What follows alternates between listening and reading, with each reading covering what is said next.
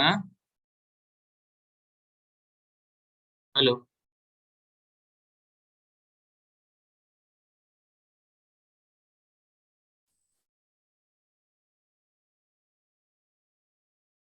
किसी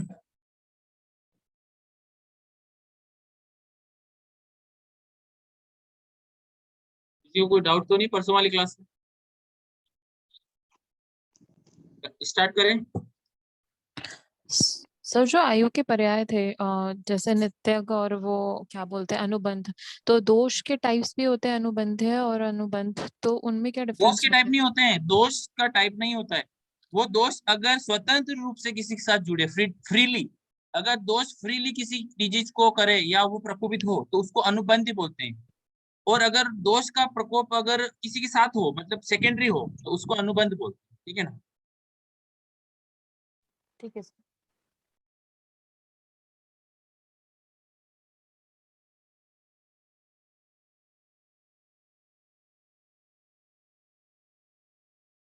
ठीक है, समझ में आया? Is this clear? जी सर, हो गया क्लियर। अनुबंध इज कंडीशन, नॉट ए दोष। अनुबंध एंड अनुबंध यार कंडीशन। जब हम इस पेशेंट की हिस्ट्री लेते हैं तो उसमें हम देखते हैं ना कि कोई, अपन नहीं सुनते कि कोई व्याधि है जो स्वतंत्र है या परतंत्र है। तो स्वतंत्र मीन्स क्या? स्वतंत्र मीन्स अनुबंध, और परतंत्र मीन्स अनुबंध। अनुबंध का मतलब वो किसी के साथ है, वो फ्री नहीं है। समझे?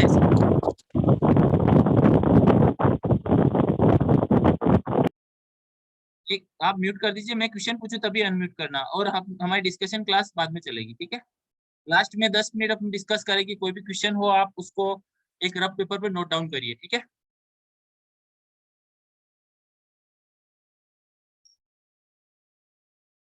तो आपको पेपर के 15 क्वेश्चन में कोई डाउट हो तो पूछिए। एग्जाम कल टेस्ट पेपर था जिसमें 15 क्वेश्चन थे। सर हाँ बोलिए।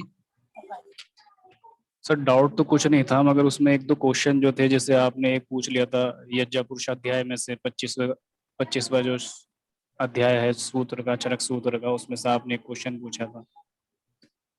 हाँ, वो क्वेश्चन वहां पर नक रेतो इज ए द्रव्य, सत पदार्थ, सामान्यम विशेषम च गुणानि द्रव्याणि कर्म च।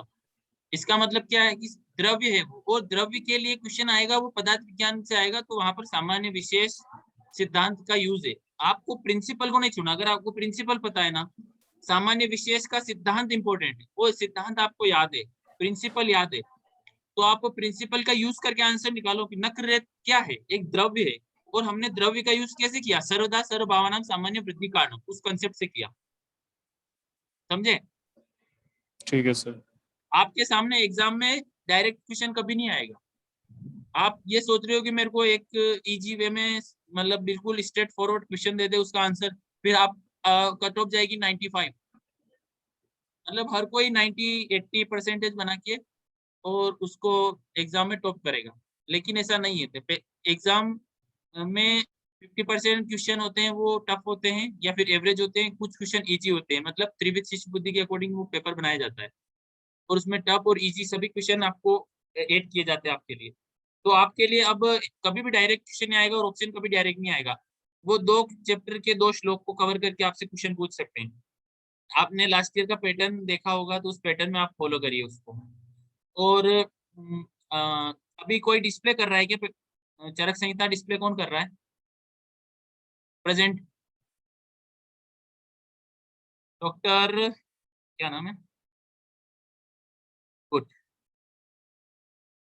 चरक संहिता, तो श्लोक नंबर मैं बताता हूँ। अपने को चालू करना है। छठ पदार्थ हो गया था, आयुर्वेद अवतरण हो गया था। छठ पदार्थ में से कोई डाउट हो तो बताइए।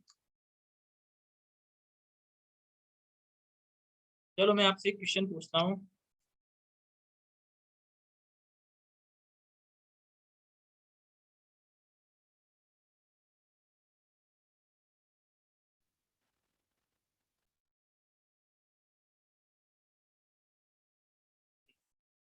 चिकित्सा सिद्धि के उपाय कौन से दोष को बोला है? चिकित्सा सिद्धि के उपाय।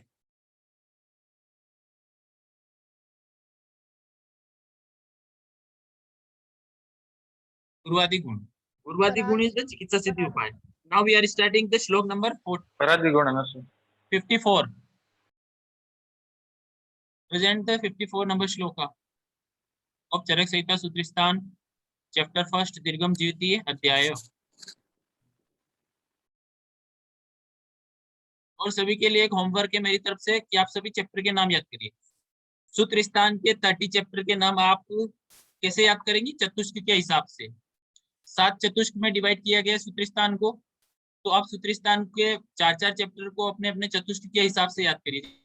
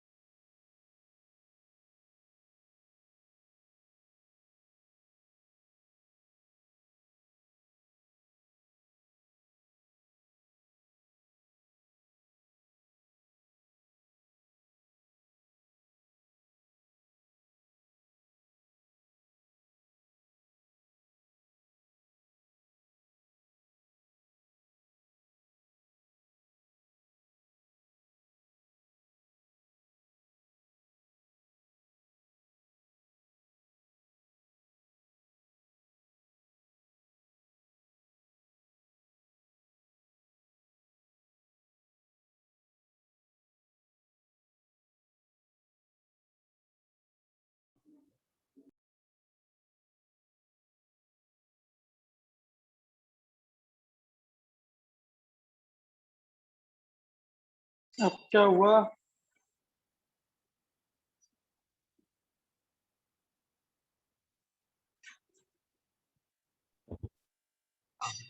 तो मैं ट्रिक बता रहा था आपको पहले 7 चतुष्क की, तो टोटल 30 चैप्टर, जिसमें से 28 चैप्टर चतुष्क के हैं, बाकी 2 संग्रह द्वय अध्याय हैं। तो 2 चैप्टर इज कॉल्ड संग्रह द्वय, 28 एंड 29 एंड 30 चैप्टर। तो चरक सूत्र 1 से 30 चैप्टर के नाम आपको चतुष्क के अकॉर्डिंग याद करने, ठीक है? ये आपके लिए होमवर्क है। मैं आपसे कभी भी पूछ सकता हूँ, आपको कोई भी क्वेश्चन दिया जा सकता है कि किस चैप्टर का नाम कौन से चतुष्क के अंदर आता है। जैसे मैंने आपसे पूछा 21 चैप्टर, तो 21 चैप्टर कौन से चतुष्क के अंदर आता है, तो आपको क्वेश्चन का आंसर देना पड़ सकता है। ऐसा नहीं है कि ये आपको मैं फर्स्ट चैप्टर पढ़ा रहा हूँ तो उसका रिलेशन 21 से नहीं हो सकता है, वहां पर कुछ भी आ सकता है। आपके लिए पूरी संहिता इक्वल है, पूरी संहिता का हर चैप्टर इक्वल है और हर श्लोक इक्वल है। तो अब चालू करते हैं हम। इससे पहले एक श्लोक है 54, 54 निकालिए 54। यहाँ पर त्रिविध हेतु संग्रह बोला है। 54 श्लोक में बोला है, काल बुद्धि इंद्रिय अर्थानाम योगो मिथ्या न च अति द्वयाश्रयणाम व्याधिनाम त्रिविधो हेतु संग्रह। देखो, काल बुद्धि इंद्रिय और इनके अर्थ क्या क्या। काल, काल का मतलब क्या है? काल का मतलब भूत भविष्य वर्तमान हो सकता है, या फिर अहोरात्र। आपको पता है काल के 2 भेद में कहते हैं, नित्यग और आवस्थिक। तो उसका क्या हो सकता है? हीन हो सकता है, मिथ्या हो सकता है और अति योग हो सकता है। क्या? तो इससे क्या होगा? मिथ्या योग, अयोग और अति योग, 3 योग हो सकते हैं। मिथ्या, अयोग और अति योग। हीन योग कभी नहीं होगा, क्योंकि हीन योग यहाँ नहीं हो सकता। हीन कैसे हो सकता है? काल तो पूरा ही।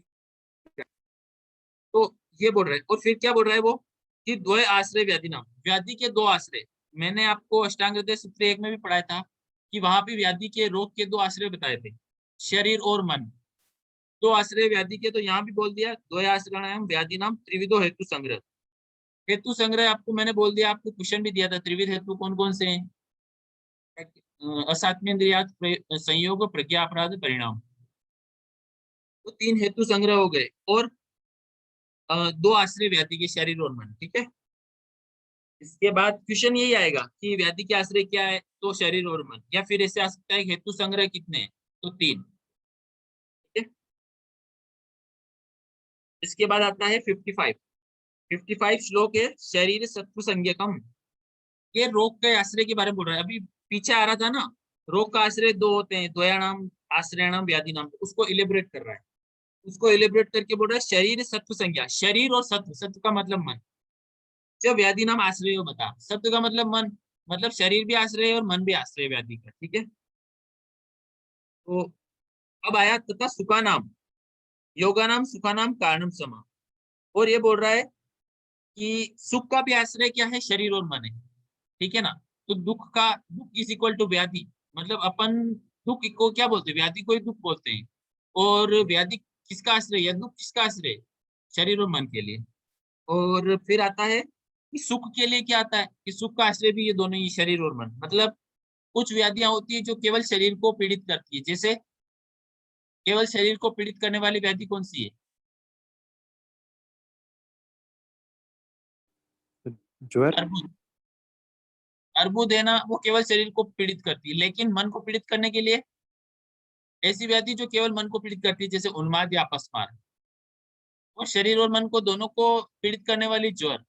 तो आप ये ऐसे सोच सकते हो कि ज्वर शारीरिक भी होता है, मानसिक भी होता है, इसीलिए आगे आएगा, आपको डॉक्टर साहब ज्वर पढ़ाएंगे तो उसमें आएगा कि ज्वर के भी दो आश्रय बोले, शारीरिक और मानसिक, ठीक है। तो ये आ गया, तो फिर बोल रहा है योग, ये आपके लिए क्वेश्चन आ सकता है, ऐसे आ सकता है ब्रेक फिल इन ब्लैंक्स करके, कि योगस्तु डॉट डॉट कारणम सम, या फिर ऐसे आ सकता है योगस्तु सुखानाम कारणम, फिर आ सकता है सम विषम, ऐसे ऑप्शन में कुछ भी दे सकता है आपको। तो इन सभी का किसका सम, मतलब त्रिविध हेतु का सम होना, त्रिविध हेतु का सम होना ही किसका कारण है, सुख का, और त्रिविध हेतु का ही विषम होना किसका कारण है, दुख का। मतलब ये त्रिविध हेतु मतलब असात्म इंद्रिय, अर्थ, संयोग, प्रज्ञा, अपराध, परिणाम, अगर ये तीनों विषम हो जाएंगे तो किसका कारण होंगे, यही व्याधि का कारण होंगे या यही दुख का कारण होंगे।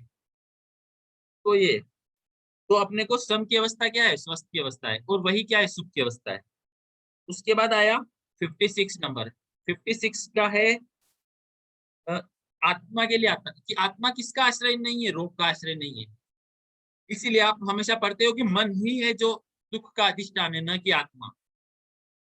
तो क्यों आत्मा, इसका रीजन दिया है साइंटिफिकली कि आत्मा इसका आश्रय क्यों नहीं है, दुख का या व्याधि का आश्रय क्यों नहीं है, क्योंकि इसने बोला निर्विकार। आत्मा क्या होती है, उस विकार रहित होती है, परस्तु आत्मा निर्विकार, पर मतलब क्या होता है, श्रेष्ठ या बहुत सूक्ष्म, इतनी सूक्ष्म होती है कि उसको व्याधि आश्रित नहीं कर सकती, या व्याधि उसका आश्रय नहीं ले सकती। तो निर्विकार परस्तु आत्मा सत्वभूत गुणेन्द्रिय, सत्वभूत मतलब मन, सत्व का मतलब मन, और भूत का मतलब पंच महाभूत, और गुण, गुण का मतलब क्या है, आपको मैंने बताया था, पांच पांच गुण है, सार्था आदि हो पांच, स अर्थ कितने गुण थे, पांच, तो वो आत्मा के अंदर है। सार्था गुरुवादय बुद्धि प्रयत्नांता प्रयादय गुणा प्रोक्ता, वो श्लोक आता है। तो वहां पर क्या है, यहाँ पर निर्विकार परस्तु आत्मा सत्भूत गुणेन्द्रिय, और इंद्रियों से युक्त क्या है, होती है, ठीक है ना। तब वह चैतन्य होती है, मतलब आत्मा अगर सेपरेट हो गई तो वो चेतन से चेतन नहीं होगी, और इनसे रहित, इनको मिला के इसको पंच महाभूत सत्व गुण और रज तम, मतलब आप 10, वही एकादश चतुर्विष्टि पुरुष की बात आ जाती है। तो यहाँ पर भी वो चतुर्विष्टि पुरुष को शॉर्ट फॉर्म में बता दिया है। तो वह आत्मा क्या है, नित्य है, और वही क्या कर रहा है, जगत का दर्शक है, मतलब सभी क्रियाओं को देख रही है। तो श्लोक में ऐसे आता है, निर्विकार परस्तु आत्मा सत्भूत गुणेन्द्रिय चैतन्यम कारण, चेतना में कारण है, तथा वह क्या करता है, नित्यो दृष्टा पश्यति ही क्रिया। तो मैं ऐसे क्वेश्चन आ सकता है कि दृष्टा पश्यति ही क्रिया ये किसके लिए आया है, आपके लिए ऑप्शन हो सकते हैं आत्मा, मन, बुद्धि, या फिर मन या अहंकार, कुछ भी हो सकते हैं, चार ऑप्शन। तो आपको दृष्टा पश्यति ही क्रिया को ध्यान रखना है, दृष्टा पश्यति ही क्रिया is important. So, okay, English. So you can understand the shloka. I am explaining the shloka. Okay. So this shloka is saying that nirvikar, मतलब not a proper size or form. Satva is equal to mana. Mana bhut is equal to panch mahabhuta. This shloka is indicate the mana, atma, panch mahabhut and ekadash indriya, sattva, raja, tama, all. And they are then they all are work together in body. So we can say the Atma is not a आश्रय of व्याधि, व्याधि का आश्रय नहीं है। और वो क्या करता है आत्मा? सभी क्रियाओं को देखता है। All function are seen by, watched by आत्मा। तो ये क्वेश्चन इज देयर पश्यति ही क्रिया, देन आंसर इज गोस आत्मा।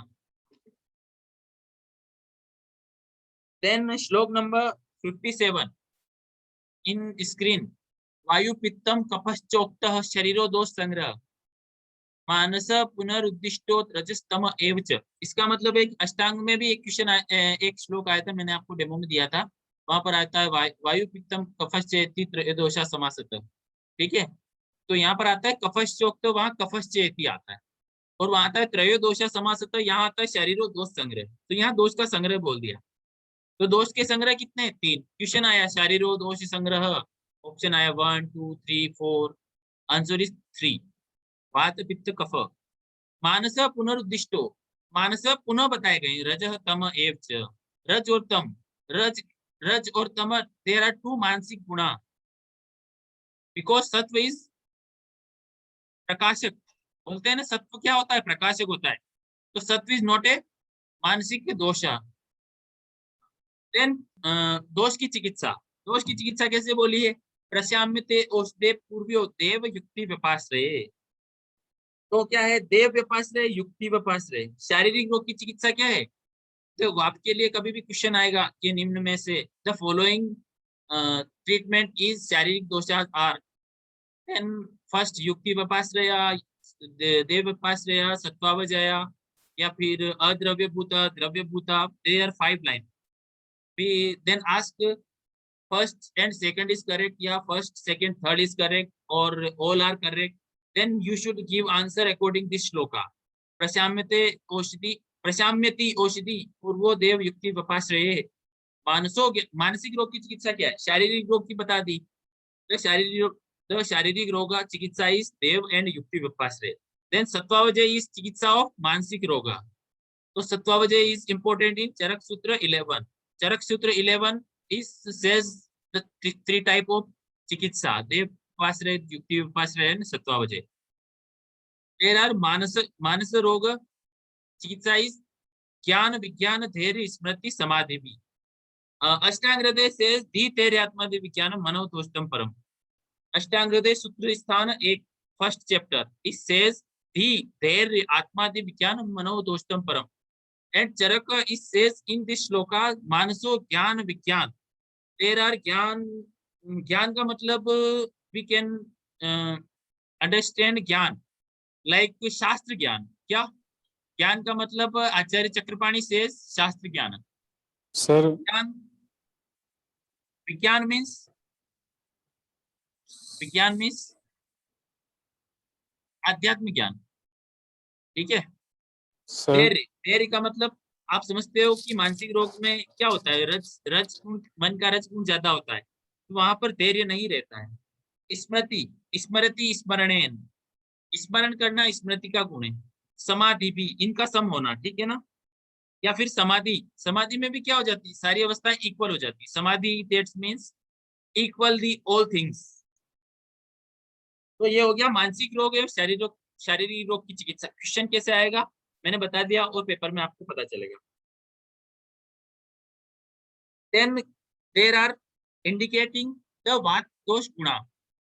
And वात दोष गुणा is रुक्ष शीतो लघु सूक्ष्म चलो अथः विशद खर विपरीत गुणे द्रव्येर मारुतः संप्रशाम्यति।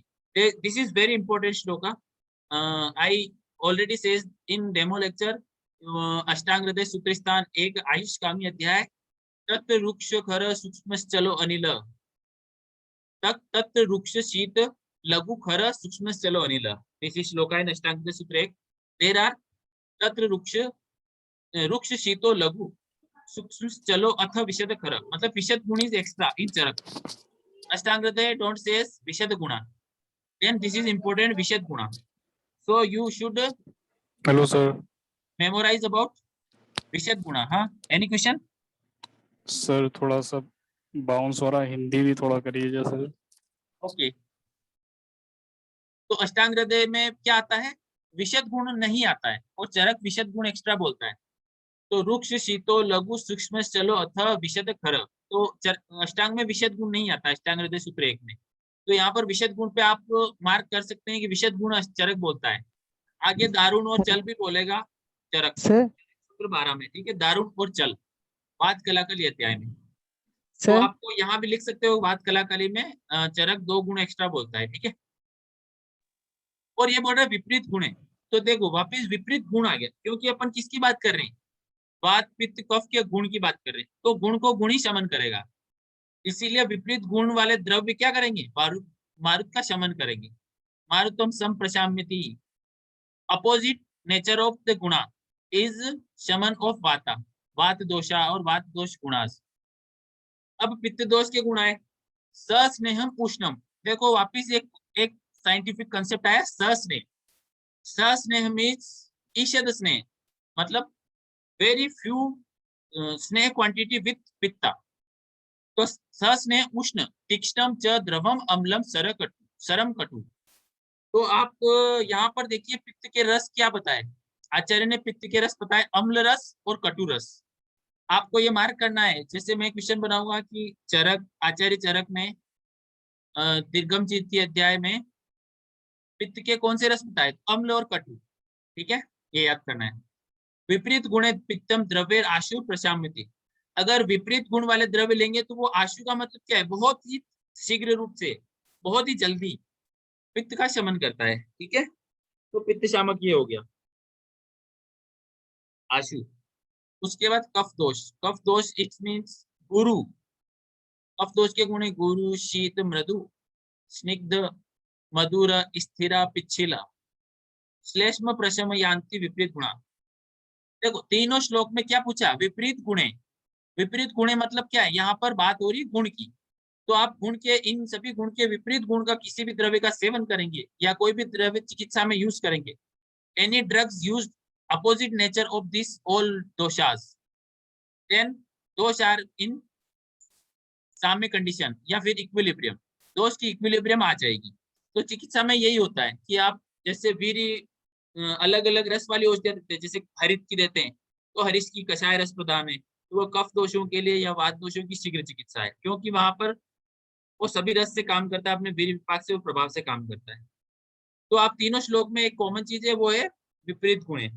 और आप देखिए कि हर दोष में इक्वल महाभूत के गुण आ रहे हैं, पर्टिकुलर महाभूत के गुण से हो रहे हैं, जैसे रुक्ष गुण, शीत गुण और लघु गुण, ये वायु महाभूत के या फिर जली महाभूत के, ठीक है ना, आकाश महाभूत के। तो जली महाभूत का शीत गुण है, लेकिन रुक्ष और लघु आ गया, इसका मतलब दिस इज वायु एंड आकाश। पुरुष, शीत, मधु, ये सभी पृथ्वी और जल महाभूत के। तो कफ दोष को बढ़ाने वाले कौन से महाभूत? पृथ्वी और जल। अब next shloka please.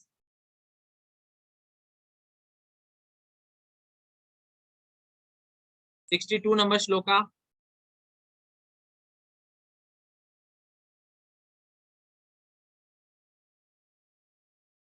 I reading 62. I am reading the 62 number shloka. 62 62 number श्लोक में पढ़ रहा हूँ। विपरीत गुणे मात्रा कालोपादिते, मतलब ये बोल रहा है कि मात्रा, काल मतलब मात्रा का मीन्स क्वांटिटी, काल का मतलब आपको अवस्था का काल लेना चाहिए या फिर कोई नित्य या अवस्थिक काल की बात करें, उसके अकॉर्डिंग क्या करना है आपको? मेडिसिन का यूज करना है, या विपरीत गुण के अकॉर्डिंग मेडिसिन का यूज करना है। क्योंकि यहाँ बोलते हैं बेस्जे विनिवर्तनते विकार साध्यतमा, साध्य समता। तो आपको पता है साध्य रोग के कितने भेद होते हैं? साध्य रोग के भेद आप बताइए। देयर आर 2 टाइप ऑफ साध्य रोग, सुख साध्य एंड कृच्छ साध्य। तो यहाँ पर सुख साध्य और कृच्छ साध्य दोनों रोगों की चिकित्सा के लिए इस विपरीत गुण, मात्रा, काल, इनके अकॉर्डिंग चिकित्सा करनी चाहिए। क्योंकि अब आचार्य चरक बोलते हैं कि क्योंकि असाध्य की कोई चिकित्सा नहीं होती, असाध्य का कोई साधन नहीं होता है। तो आपके लिए एक श्लोक आ सकता है, न तु असाध्यानाम व्याधिनाम उत्तिष्यते ... तो फिर वहां आएगा साधनम, साधन, वैशज या फिर योगा, और कोई भी 4 ऑप्शन हो सकते हैं। तो आपके लिए यहाँ जाएगा साधन आंसर।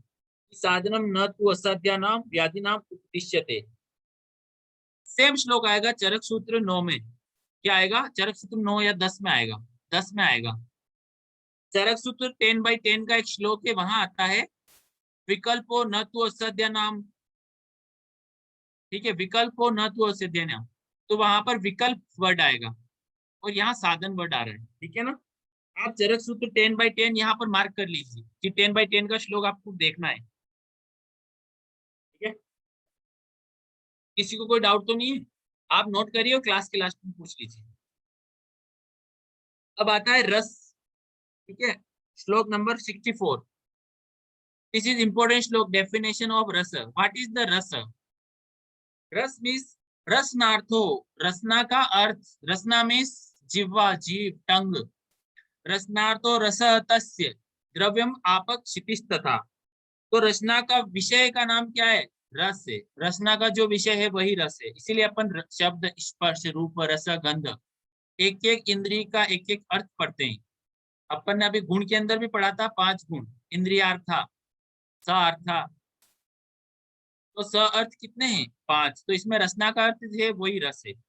और द्रव्य आप क्षितिस्तता, और आप और क्षितिज इसकी क्या है? उत्पत्ति में कारण है। यहाँ लिखा है जल का आधार, बेस ऑफ द रस। What is the base of रस?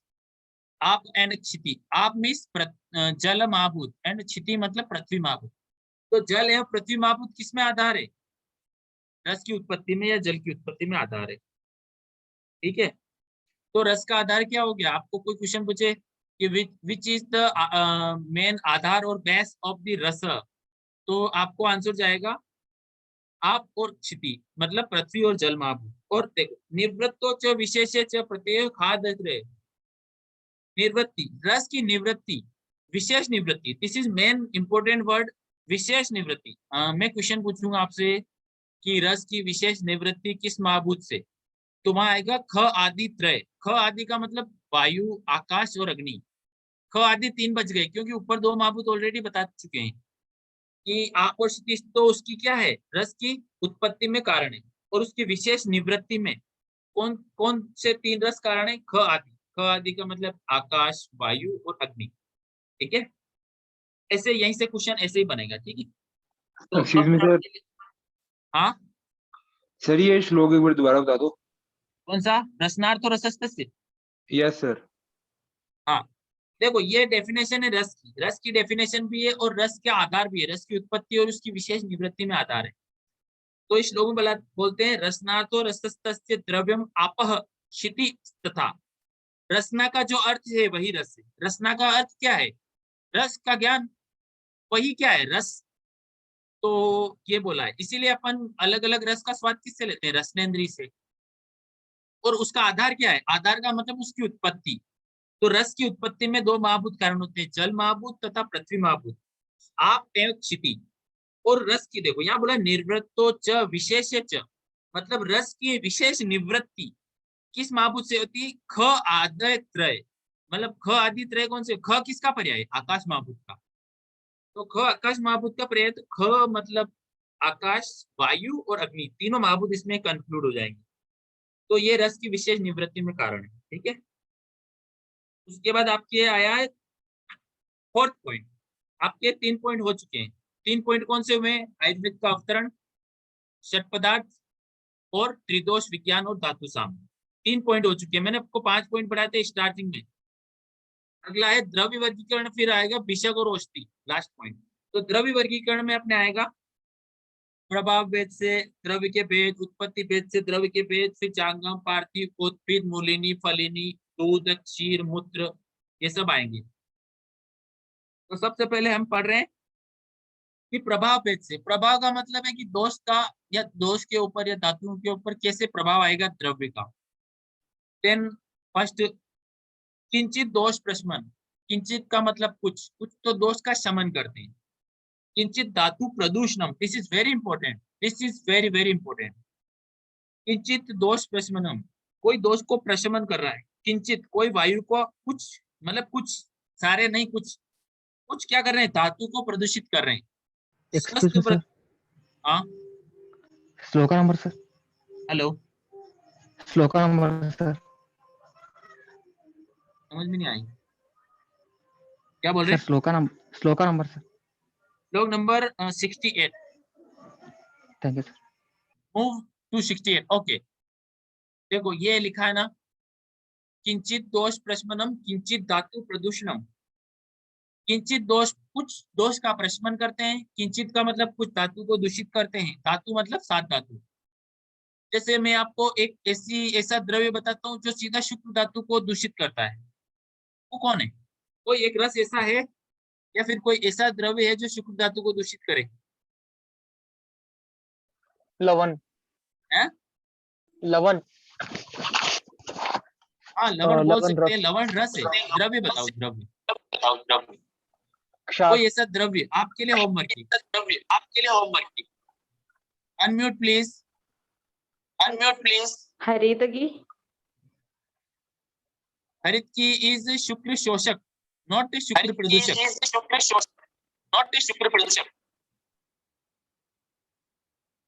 Understand? चार हो गया सर, चार। We will उनका discuss श्लोक later. बताएं। Please चार हो गया सर, चार। mute yourself. Okay. तो किंचित दोष प्रशमनम, कुछ दोष का शमन करते हैं, किंचित धातु प्रदूषणम, कुछ धातु को दूषित करते हैं, और वेरी इंपॉर्टेंट, स्वस्थ व्रतो मत्तम किंचित, कुछ स्वस्थ व्रत के लिए काम आते हैं, मतलब स्वस्थस्य स्वस्थ रक्षणम, आयुर्वेदा प्रयोजन स्वस्थस्य स्वस्थ रक्षणम आतुरस्य विकार प्रशमनम च। तो स्वस्थ व्रतो मतम किंचित, कुछ और कुछ त्रिविधम द्रव्यम। तो ये त्रिविध द्रव्य होते हैं, क्या करते हैं? एक प्रशमन करता है दोष का, एक धातु का प्रदूषण करता है, और एक स्वस्थ व्रत मतलब स्वस्थ को बनाए रखता है। तो ये है, तो ये त्रिविध द्रव्य हो गए किस भेद से? प्रभाव भेद से। आपको स्पेशली वर्ड याद रखना है, प्रभाव भेद, on the basis of effectiveness. ठीक है, question is there, on the basis of effectiveness of drugs, 3 type, किंचित दोष प्रशमनम किंचित धातु प्रदूषणम स्वस्थ व्रतो मतम किंचित त्रिविधम द्रव्यम उच्यते। अब आया है श्लोक नंबर नेक्स्ट 68, पुनः त्रिविधम प्रोक्तम। और जांगल त्रिविध प्रोक्त द्रव्य कौन कौन से हैं? जांगरम, औद्भिदम, पार्थिव। जांगम का मतलब क्या है? जो चलने फिरने वाले होते हैं, जिसके पैर होते हैं, जानवर, वो सभी जांगम, एनिमल्स, एनिमल आर कॉल्ड जांगम। उद्भिदम, उद्भिद मतलब आप समझेंगे उद्भिद से,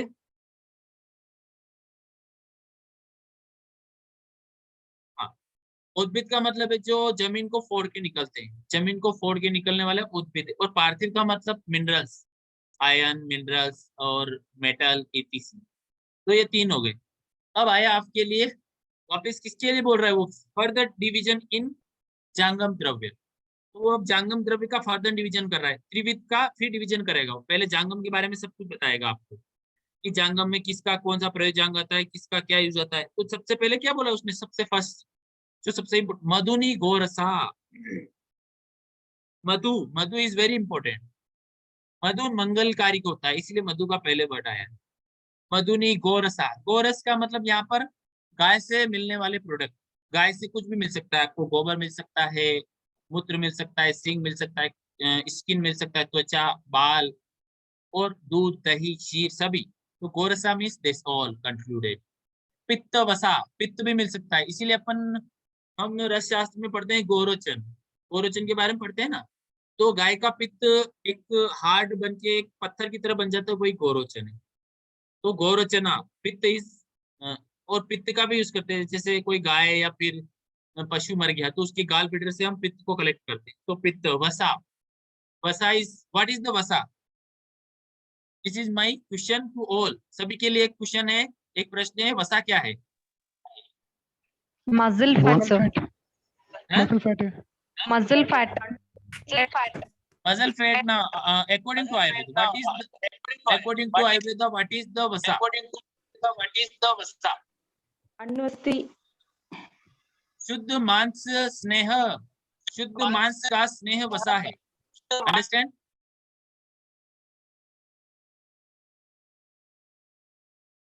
okay, mute, I will understand. Sir repeat कर दीजिए। हाँ, म्यूट।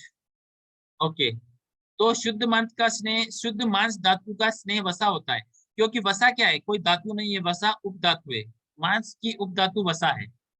आप गृहिणी चिकित्सा पढ़ेंगे 15 चैप्टर, गृहिणी दोष चिकित्सा, चरक चिकित्सा 15, उसमें वसा के बारे में आपको डिस्क्रिप्शन मिलेगा, शारंगर में मिलेगा, अलग अलग संहिताओं में मिलता है। उसके बाद क्या आएगा, मज्जा, असरगम, आमिषिकम। मज्जा, असरग मतलब रक्त, मज्जा तो मिलता ही है, आपको पता है, क्योंकि हम बहुत सी बार बस्ती में मज्जा यूज करते हैं, रक्त भी यूज करते हैं अपन बस्ती में। जैसे अपन हम लोग अजा अजा रक्त की बस्ती कहाँ देते हैं, जहां पर वमन विरेचन व्यापक हो जाता है, वहां पर अजा रक्त की बस्ती देते हैं। आमिषम, आमिष का मतलब मांस, मांस मतलब अस्थि रहित या अस्थि सहित मांस को आमिष बोला है।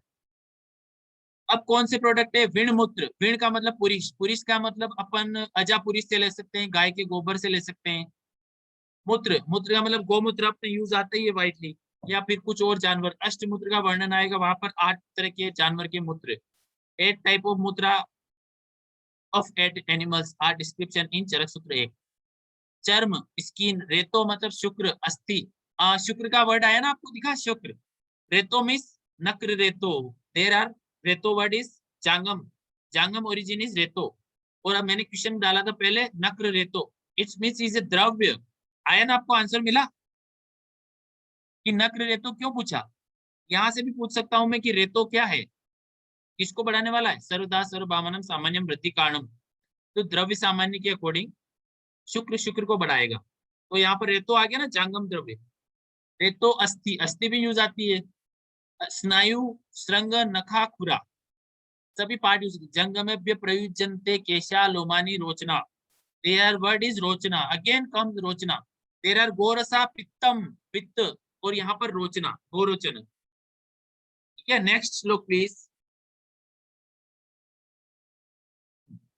दिस इज इंपॉर्टेंट श्लोक 70 number, this is very very typical and confusing shloka, and if I will put the question, मैं आपसे यहाँ से क्वेश्चन पूछूंगा, स्वर्ण समला पंचलोहा ससिक्ता सुधा, मतलब स्वर्ण समला, समला का मतलब यहाँ पर लोहे का मल, पंच लोहा 5 लोहे, 5 लोह, ससिक्ता मधु, सिक्ता सुधा, सुधा सॉरी सुधा, मनशिलाले, मनशिलाले का अर्थ है मनशिला और हड़ताल दोनों का ग्रहण होगा। आपको ये इंपॉर्टेंट याद रखना है कि मनशिलाले से मनशिला और हड़ताल दोनों का ग्रहण होता है। मणि, लवण, गेरिका, अंजने, ठीक है ना। फिर ये हो गए बॉम्ब। तो आपके लिए यहाँ पर फर्स्ट लाइन में क्या है, स्वर्ण, तो यहाँ पर आचार्य चरक ने स्वर्ण को अलग बोल दिया, मतलब स्वर्ण धातु को प्रायोरिटी देके उसको अलग बोल दिया। तो आपके लिए क्वेश्चन आएगा कि आचार्य चरक ने पंचलोह में किस धातु का ग्रहण नहीं किया है। ऑप्शन में आएगा स्वर्ण, रजत, लोह, ताम्र, तो answer is will go to स्वर्ण धातु, बिकॉज स्वर्ण इज मेंशन्ड सेपरेटली इन श्लोक, स्वर्ण को अलग से मेंशन किया है और लोहे को अलग, 5 प्रकार के लोहे को अलग किया है, तो 5 प्रकार के लोहे में स्वर्ण नहीं आता है, ये ध्यान रखना, ठीक है। अब श्लोक नंबर 71 में आता है उद्भिदम टू चतुर्विधम। उद्भिद 4 प्रकार का है, वनस्पति, वानस्पत्य, विरुद्ध, प्रतान, ठीक है ना। ये अब आया वनस्पति तथा विरुद्धान, वनस्पत्य, औषधि, ये 4 प्रकार का होता है। फिर आपके लिए वेरी वेरी इंपॉर्टेंट आता है कि उद्भिद के 4 भेद कौन कौन से हैं। फलेर वनस्पति, आपके लिए क्वेश्चन आया वापिस, फलेर वनस्पति, फलेर वनस्पति मीन्स वनस्पति के फल आते हैं, वनस्पति मीन्स ओनली फ्रूट। पुष्पेर वानस्पति फलेर, अपी का मतलब क्या है, अपी मतलब भी, मतलब पुष्प भी और फल भी, तो वानस्पति है ऑल्सो पुष्प एंड फ्लावर बोथ, मतलब पुष्प एंड फ्रूट बोथ, तो फल ओनली वनस्पति एंड पुष्प एंड फल वानस्पति। औषध फल पाकांता, पक जाने पर, पक जाने के बाद में, फल के पक जाने पर नष्ट होने वाले को क्या बोलते हैं, औषधि। जैसे गेहूं हो गया, चना हो गया, बाजरा हो गया, आपने गेहूं चना बोया, गेहूं चना बोया और वो एक सीजन के बाद नष्ट हो गया फल देके, तो वो क्या है, औषध। प्रतानेर विरुद्ध स्मृत, प्रतान जिसके होते हैं मतलब क्लाइंबर्स, क्रीपर्स, वो क्या होते हैं, विरुद्ध होते हैं, जिसके प्रतान होती है, ये ध्यान रखना आपको, ठीक है। This is very very important. इस चैप्टर में से अगर इस जगह से क्वेश्चन आएगा तो इस 2 लाइन में 72 shloka you should all learn the 72 number shloka. फलेर वनस्पति पुष्पेर वानस्य पत्य फलेरपि औषध्य फल पाकांता प्रताने विरुद्ध स्मृत। एक षट पदार्थ मैंने आपको पढ़ा दिया, वहां से क्वेश्चन आ सकता है। त्रिदोष के अंदर जहां पर गुण आता है या त्रिदोष की चिकित्सा आती है, या जहां पर बोला है ना असात्व इंद्रिया प्रज्ञा अपराध परिणाम त्रिविध हेतु संग्रह, फिर उसकी चिकित्सा धीतेर्यात्मादि विज्ञानम मनोदोषम परम, या फिर मानसो ज्ञान विज्ञान धैर्य स्मृति समाधि, दोनों श्लोक, ठीक है ना। तो ये आएगा औषध फलपाकांत प्रताने विरुद्ध स्मृत। 72 number shloka is very very important for the exam. So you should. Hello हाँ सर, विरुद्ध का मतलब बता दीजिए। इसका विरुद्ध विरुद्ध मीन्स क्लाइंबर, क्रीपर जो बेल होती है ना, बेल जो सहारा लेके ऊपर चढ़ती है, like cucurbitaceae, like guduchi is the प्रतान creepers. Guduchi is not a plant, not a vanaspati, not a oshad. Kuruchi is a viruddha. Understand? All plant like helping any plant to stay, like Loki, kakadi, any plant which is a creeper. Creeper means किसी का support लेके ऊपर चढ़ने वाले plant नहीं होते। गुड़ुची देखिए आपने, गुड़ुची का प्लांट, गुड़ुची जो होती है वो किसका सहारा लेके ऊपर चढ़ती है। कोई भी ऐसी बेल हो सकती है, बेल तो जानते हो ना, बेल होती है, जिस प्लांट की बेल होती है वो विरुद्ध होती है, उसको विरुद्ध बोलते हैं, ठीक है। Next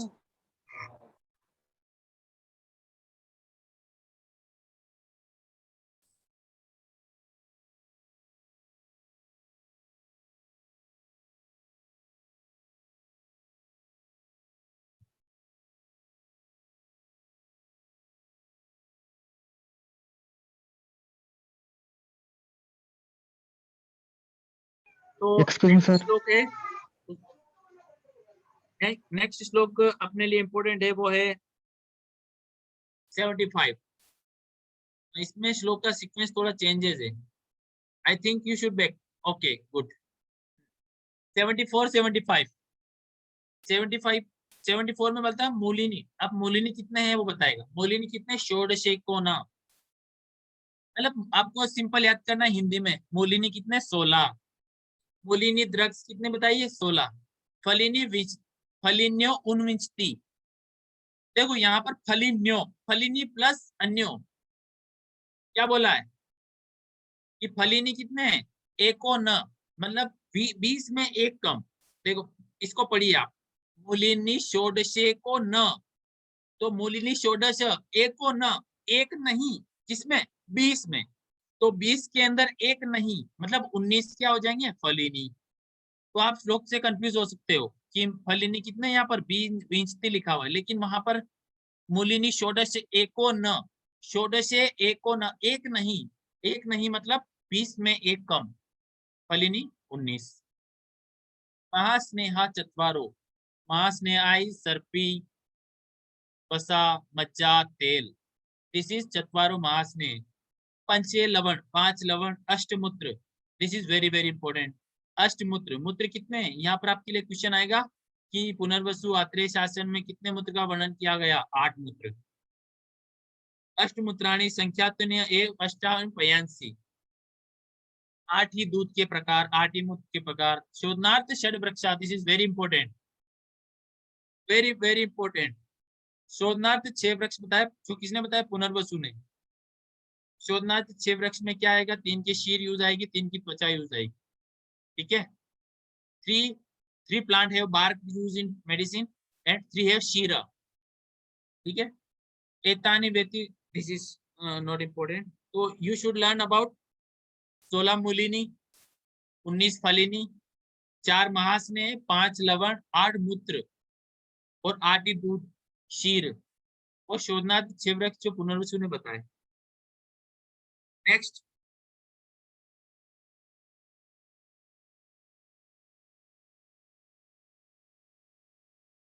shloka please. This is 16 मूलिनी ड्रग्स। मूलिनी मतलब जिसका मूल यूज आता है, we will use this whole plant mool. Hastidanti. Hastidanti means Nagdanti.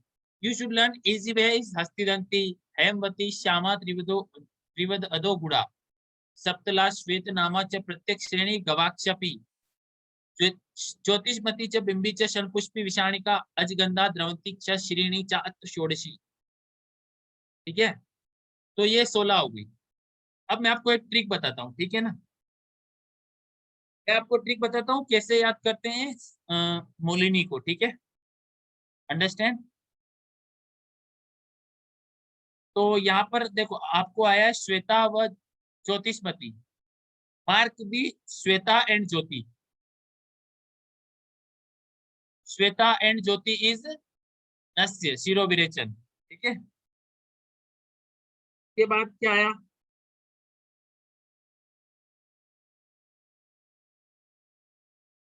मैं आगे बताऊंगा, पहले ये कर लेता हूँ, ठीक है ना। तो यहाँ आया देखो क्षण पुष्पी च बिंबी च छद्ने हेमवत्यपि। तो इसकी एक ट्रिक है, हेम का 20, देखो ट्रिक में क्या आएगा, हेम, हेमवती से हेम आ जाएगा, और बी से बिंबी आ जाएगा, और श मतलब अपन विष बोलते हैं तो उसको बिष बोलना है, क्या बोलना है। तो हेम का बिष क्या कराता है, वमन करवाता है, छर्दन करवाता है, याद हो गया। हेमवती, बिंबी और क्षण पुष्पी, श्लोक नंबर 79। तो हेम का बिष क्या हो गया, वमन कराने वाला, आपको ये याद करना है, ठीक है। हेमवती, बिंबी, क्षण पुष्पी वमन में। श्वेता ज्योति च एव योज्या शीर्ष विरेचने। तो देखो Shweta is a girl, Jyoti is a girl. तो Shweta, Shweta means Aparajita, Aparajita is a drugs. Jyotishmati, you know about Jyotishmati. Jyotishmati is botanical name is, Jyotishmati का बॉटनिकल नेम है सेलेस्टस पेनिकुलेटस। श्वेता, अपराजिता का बॉटनिकल नेम क्या है, क्लाइटोरिया टेर्नेटिया, क्लाइटोरिया टेर्नेटिया। तो ये दो बॉटनिकल नेम हो गए। तो आपको मैंने आज दो बॉटनिकल नेम बताए, श्वेता का मतलब अपराजिता और ज्योतिषमती, celastrus paniculatus and clitoria ternatea. Both are used in शीर्ष विरेचनम, शिरो विरेचन। शिरो विरेचन आए या नस्य आए, आपको दोनों याद रखने। तो हेम का विष क्या होता है, वामक, मतलब वमन कराने वाला। श्वेता और ज्योति शिरो विरेचन में। और उसके बाद 11 कौन सी बची, देखो आपको 16 में से 5 कौन सी हो गई, 2 श्वेता ज्योति हो गई, 3 श्वेता ज्योति और हेमवती, और क्षण पुष्पी बिंबी 5 हो गई है, और बाकी की 11 क्या कराती, विरेचन करवाती। तो आपको जी याद हो गई ना, 16 में से 3 तो वमन करवाती है, क्षण पुष्पी, बिंबी और हेमवती वमन में, श्वेता और ज्योति, श्वेता और ज्योति शिरो विरेचन में, और बाकी ये 11 मोलिनी ड्रग्स विरेचन के लिए। तो इजी याद हो गया ना। एक फलिनी निकालिए, नेक्स्ट श्लोक 81। आगे बोल रहे फलिनी श्रुणु। फलिनी श्रुणु में फलिनी के बारे में सुनिए। देखो शंखिनी, विडंगानी, त्रपुस मदनानी च दामार गवे थु इक्ष्वाकु जिमुतम कृतवेदनम आनुपम स्थलजम च एव क्लीतिकम द्विविधम स्मृतम प्रकीर्य च उत्कीर्य च प्रतिक पुष्पा तथा अभया अंतःकोटर पुष्पी च हस्तिपर्ण्याश्च शारदम कंपिल्लका आरोग्यवतो फलम यच्च कुटजस्य च दामार्गवम यथे इक्ष्वाकु जिमितम कृतवेदनम। तो ये 19 क्या हो गई, फलिनी। इसको भी आपको बिल्कुल इजी वे में ट्रिक से याद करना है। ट्रिक से कैसे याद करना है वो मैं बताता हूँ आपको, ठीक है। तो आगे नेक्स्ट श्लोक निकालिए आप। Next move to 84।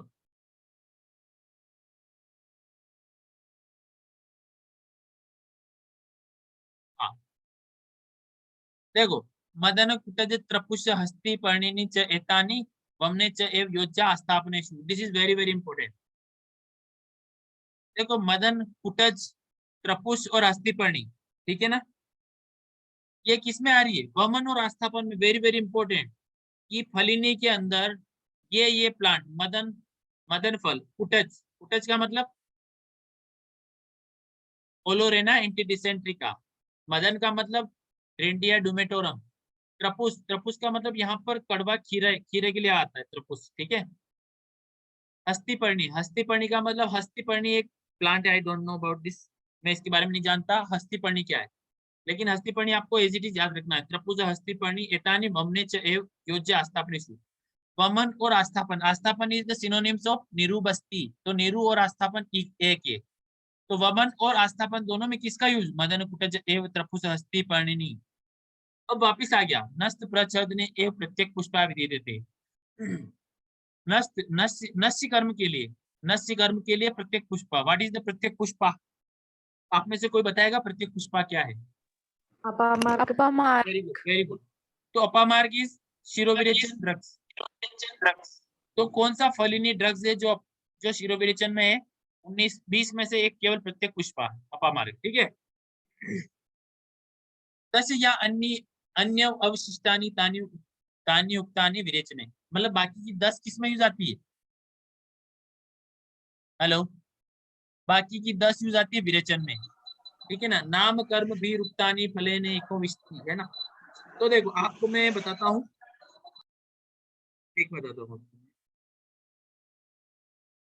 आपको मैं ट्रिक बताता हूँ। वमन के लिए जो फलिनी ड्रग्स है उनमें से आपको याद रखना है मदन जी, बोलिए मदन जी दावक। मदन जी दावक। मैं आपको ट्रिक लिख के भेज दूंगा, ठीक है ना, ग्रुप में भेज दूंगा। वो मोलिनी और फलिनी की ट्रिक भेज दूंगा, तो आपको इजीली याद हो जाएगा, ठीक है ना। अभी आप याद रखिए कि 10 तो होती है फलिनी जो विरेचन करवाती है, एक होती है जो शिरोविरेचन करवाती है, ठीक है ना। एक शिरोविरेचन कौन करवा रहा है? अपामार्ग। और उधर श्वेता और ज्योति शिरोविरेचन करवा रही थी मोलिनी में। इधर क्या करवा रही है? वमन के लिए मदन कुटज त्रपुस हस्तिपर्णी। क्या क्या? मदन कुटज त्रपुस हस्तिपर्णी। आपको यहाँ सबसे इंपॉर्टेंट याद रखना है त्रपुस और हस्तिपर्णी, क्योंकि बाकी की जो ड्रग्स आएगी ना वो सारी कल्पिस्तान के चैप्टर है। कल्पिस्तान की जो ड्रग्स बताई ना वमन की, कल्पिस्तान में जो वमन की ड्रग्स बताई वो दो तो यहाँ है ऑलरेडी। मदन फल, चिमुतक, इक्ष्वाकु, कामार्गव, वत्सक, है ना, और कृतवेदन। ये क्या करवाते हैं? मदन फल कल्पिस्तान के सारे चैप्टर के ये ड्रग्स वमन में। और कृतवेदन के बाद वाले सप्तला त्रिव्रत, श्यामा त्रिव्रत वाले चैप्टर से टिल 12th चैप्टर तक क्या करवाते हैं? वो सभी विरेचन। तो आपको शुरू के मदन जी दावक, मतलब मदन जी से, मदन फल से कृतवेदन तक वमन के लिए, उसके बाद विरेचन के लिए। तो आपको इसमें से फलिनी में से त्रपुस और हस्तिपर्णी याद रखना है, दिस इज वेरी इंपॉर्टेंट। बाकी आपको कल्पिस्तान के ही आएंगे सारे, ठीक है ना। तो ये अब आप आइए नेक्स्ट श्लोक पे। सर हाँ षड्वामक क्या होता है? है? षड्वामक भी इसी को ही कहते हैं कि मदन फल, हाँ मैं जीमूतक, आगे बताऊंगा, इक्ष्वाकु। आगे बताऊंगा आपको, आगे बताऊंगा। वो षड्वामक भी शोधनाथ छिवृक्ष आगे बताऊंगा, आगे आएगा श्लोक। सर जैसे आपने बताया कि जो पुष्पीय था, क्या? सर हाँ सर आपने बताया था भी पुष्पी जो है वो अपमार्ग होता है। हाँ, तो सर प्रत्येक जो पुष्पा। प्रत्येक पुष्पा जो होता है, सर हाँ, प्रत्येक प्रत्येक, पुष्पा इज अपामार्ग। सर प्रत्येक श्रेणी, आगे प्रत्येक श्रेणी आएगा, वो दंती का पर्याय, ठीक है, अच्छा सर, समझ गए ना। आगे सिद्धि स्थान कल्प स्थान में प्रत्येक श्रेणी आता है, वो दंती का पर्याय है। इसलिए यू डोंट कंफ्यूज प्रत्येक पुष्पा एंड प्रत्येक श्रेणी। प्रत्येक पुष्पा इज अपामार्ग, प्रत्येक श्रेणी इज दंती, ठीक है। अच्छा ये पर्याय है। हाँ, बोथ आर डिफरेंट ड्रग्स, ठीक है। ठीक है सर। Okay. अब आया मास ने, नेक्स्ट श्लोक प्लीज, 89। ओके, देखो यहाँ पर क्या बोला है? 4 स्नेह बोल दिए, सर्पिस तेलम वसा मज्जा स्नेहोद्विष्ट चतुर्विधा। देखो इनका यूज कहाँ कहाँ है, दिस इज वेरी इंपॉर्टेंट। पान, अभ्यंजन, वस्त्यार्थम, नस्यार्थम च एव योगत। पान के लिए, अभ्यंग के लिए, वस्ती के लिए, नस्य के लिए, मतलब सभी तरह से यूज आता है इनका, ठीक है। अब है स्नेहनो जीवनम, अब ये इसके गुण बता दिए। स्नेहना जीवना वर्ण्या बलोपचय वजना स्नेहो ही एते च विविता वात पित्त कपापः सोवर्चलम च सेंधवम, सोवर्चलम सेंधवम च विडम ओदविदम एव च समुद्रेव सहितानि पंचसु लवणानि स्निग्धानि उष्णानि तीक्ष्णानि दीपनीतमानि च। आपको ये लास्ट लाइन ध्यान रखनी है, 89। आपको मैं लाइन दे सकता हूँ, स्निग्धानी उष्णानी तीक्ष्णानी दीपनी तमानी च, ये लाइन किसके संदर्भ में आई है? ऑप्शन में आपको दे सकता हूँ मूत्र, लवण, क्षार या फिर नन, कोई भी नहीं। तो आपको पता कौन सा? होना चाहिए कि लाइन किसके लिए आई है। ठीक है, सर कौन सा, एक बार रिपीट कर दीजिए, हैं? एक बार रिपीट कर दीजिए सर। 89 का सेकंड, स्निग्धानी उष्णानी तीक्ष्णानी दीपनी तमानी च, 89 नंबर श्लोक, quotation number 89। Okay,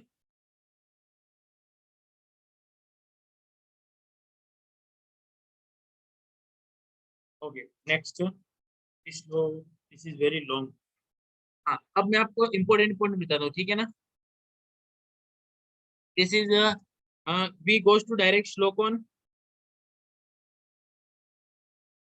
97, please move on 97, 97 श्लोक 97, या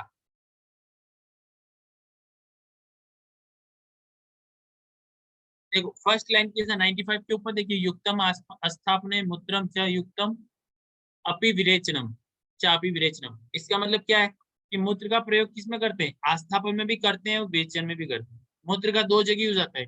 नीरू बस्ती में अपन मूत्र डालते हैं, like वैतरण Basti, वैतरण Basti used in आम वाता, वी विल यूज द गोमूत्र इन आम वाता वैतरण बस्ती। देयर आर विरेचन है, मूत्र क्या कराता है? विरेचन करवाता है, तीक्ष्ण विरेचन कराता है। मूत्र में सर उष्ण तीक्ष्ण गुण होते हैं, वो विरेचन में भी हो जाता है। स्वेदेशु अपि च ये दिस इज नॉट इम्पोर्टेंट। हाँ 97 इज दीपनी विषग्नम कृमिग्नम च उपदिश्य। दीपनी होता है विषग्नम, विष को नष्ट करता है, च कृमि को भी नष्ट करता है। आगे आप सुश्रुत में नर मूत्र के बारे में पढ़ेंगे, तो नर मूत्र वहां पर क्या आएगा? विषनाशक बताया है सुश्रुत में, सुश्रुत 45। तो यहाँ पर सबसे इंपॉर्टेंट आता है 97 में पांडु रोगो। This is very very important, very very important for exam point of view. Pandu रोगो सृष्टानाम उत्तमम शर्मम च उच्यते। तो पांडु रोगो सृष्टानाम उत्तमम शर्मम च उच्यते। शर्म मीन्स, शर्म किसका पर्याय है? कोई बताएगा शर्म किसको बोलते हैं? एनीवन? मूत्र का, शर्म किसका पर्याय? शर्म, शर्म वर्ड का मीनिंग क्या है? मूत्र, नो, सुगम सुगम, जो अच्छा हो सर। शर्म मीन्स सुख। कल्याणकारी। शर्म का मतलब क्या है? सुख। शर्म इज बेसिक मीनिंग सुख, कल्याणकारी, कल्याणकारी, हितकारी, सुखकारी। ठीक है ना, शर्म। देखो आपको बोले कोई सुखायु दुखायु, कोई बोल सकता है आपको कि शर्मायु। क्या बोल सकता है? शर्मायु। शर्मायु का मतलब भी सुखायु, क्योंकि शर्म इज सुख, शर्म इज इक्वल टू सुख। तो आपको क्या बोलेगा? पांडु रोगो सृष्टा नाम शर्म, मतलब सुखकारी है, कल्याणकारी। अब नेक्स्ट लोग मूव ऑन नेक्स्ट प्लीज। आप सभी कितने कैंडिडेट है क्लास में? 42। आप सभी को ये याद करना है, you should learn this quotation 98। श्लेष्माणम शमयेत मारुतम, देखो सॉरी, श्लेष्माणम शमयेत पीतम, पीने पर श्लेष्मा का शमन करता है, मतलब मूत्र क्या कर रहा है? कफ का शमन कर रहा है। मारुतम, मारुतम चा अनुलोमेत, वायु का अनुलोमन कर रहा है। ध्यान रखना है आपको, ये वेरी वेरी इंपॉर्टेंट है। मैं आपको क्वेश्चन भी दूंगा, एग्जाम में भी आएगा। श्लेष्माणम शमयेत पीतम मारुतम चा अनुलोमेत कर्षेत पित्तम अधोभागम। This is very important. कर्षेत का मतलब क्या है? खींच के पित्त को नीचे ले जाएगा। अधोभाग का मतलब क्या है? नीचे का पाला भाग, गुदमार्ग। कर्षेत पित्तम अधोभागम इति अस्मिन् गुण संग्रह, यही गुण का संग्रह है, मतलब मूत्र के गुण का संग्रह है। ठीक है, अब नेक्स्ट वेरी वेरी इंपॉर्टेंट अष्टमूत्र आ रहे हैं। मैं आपको अष्टमूत्र के श्लोक याद करने के लिए एडवाइस करूंगा। Ashtamutra is very very important, question is always rise from here. कब हर एग्जाम में क्वेश्चन आता है, क्योंकि मूत्र से चिकित्सा होती है, सिंगल मेडिसिन के रूप में यूज होता है मूत्र, इसलिए बहुत इंपॉर्टेंट है। तो 100 नंबर क्वेश्चन है, आविमूत्रम सतिक्तम स्यात् स्निग्धम पित्ता विरोधी। आवी का मूत्र क्या होता है? तिक्त रस वाला होता है, स्निग्ध होता है और पित्त का विरोध नहीं करता है। दैट मींस क्या? तिक्त रस आपको पता है, मैंने आपको बताया था कि कषाय तिक्त मधुर पित्त का शमन करते हैं, सब जानते हैं। कि एक श्लोक आता है तत्राद्याम मारुतम ग्रंथि त्रयस्तिक्तादय कपम कषाय तिक्त मधुरः पित्तमन्येतु कुरुते। तो कषाय तिक्त और मधुर क्या करता है? पित्त का शमन। तो यहाँ पर तिक्त रस है और वो पित्त को क्या करेगा? शमन करेगा। लेकिन मूत्र क्या होता है स्वभाव से? रुक्ष, उष्ण, क्षार, अम्ल ऐसे गुण वाला होता है। क्षार होता है मूत्र में, तो रुक्ष होता है, उष्ण होता है, सर गुण वाला होता है। तो वो क्या करेगा? लेकिन यहाँ आविक मूत्र क्या है? स्निग्ध है। तो स्निग्ध और तिक्त दोनों किसको बैलेंस कर रहे हैं? पित्त बढ़ाने वाले नेचर को। तो पित्त का विरोध नहीं करेगा ये। आजम कषाय मधुरम, आजम का मतलब बकरी। बकरी का क्या होता है? कषाय और मधुर रस वाला होता है। रस की बात कर रहे हैं, ऊपर भी रस की बात कर रहे हैं, तिक्त रस। आजम कषाय मधुरम पथ्यम, this is word is very important. आगे बकरी के दूध के बारे में बात आएगी। जब हम आगे कहीं भी दूध के गुण पढ़ेंगे तो अजा दूध क्या होता है? पथ्य होता है। दोषात निहंती च, आजम कषाय मधुरम पित्तम, आजम कषाय मधुरम पथ्यम दोषात निहंती च। तो बकरी का मूत्र क्या होता है? मधुर होता है, पथ्य होता है और दोष का शमन करने वाला। दोषात निहंती मतलब दोष शामक होता है, दोष नाशक होता है।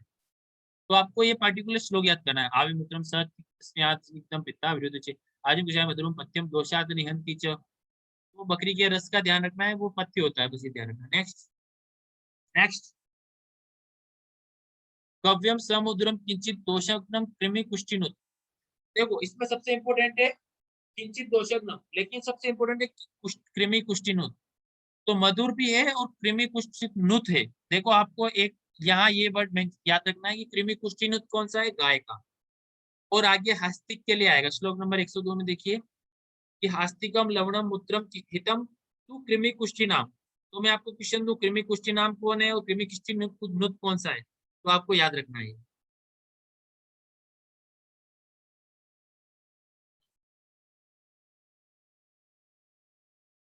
कृमि कुष्ठी नुत गाय का है, काउज यूरिन। और हाथी, एलिफेंट यूरिन इज, आवाज नहीं आ रही? हेलो, आवाज नहीं आ रही क्या? अरे यस सर। मैसेज किया, ठीक है। तो मैंने आपको बताया कृमि कुष्ठी नाम। देखो नाम बड़, कृमि कुष्ठी नाम मतलब name is like a big, नाम बड़ा लग रहा है, हाथी भी बड़ा होता है इसलिए कृमि कुष्ठी नाम। जबकि नुत, कृमि कुष्ठी नुत छोटा वर्ड, मतलब थोड़ा छोटा लग रहा है, टोन छोटी है, इसका मतलब गाय।